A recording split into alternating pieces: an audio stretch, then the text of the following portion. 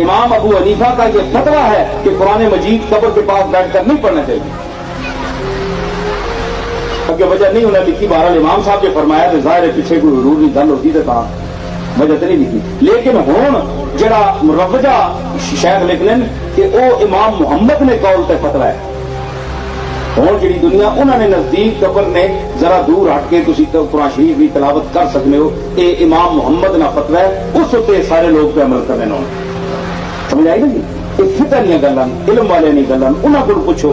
اعتراض تھی کرنے ہو تو انہوں سے کرو، اسی تو ناقل آسا نقل کر چھوڑیے. تھی تکو جی ہوں تھی حجت کرو جی نہیں شیخ یہ گل اس وجہ تو لکھی ہو سی، پھر شیخ کول تھی بیٹھے ہو، شیخ تو کو پوچھ کے لکھنا ہے. وہ رسول اللہ نے اور انہوں نے آخیا کہ اس طرح نے عمل کرنے قبراں نال یہود و نصارا نہیں مماثلت ہے، وہ اور حرام ہے.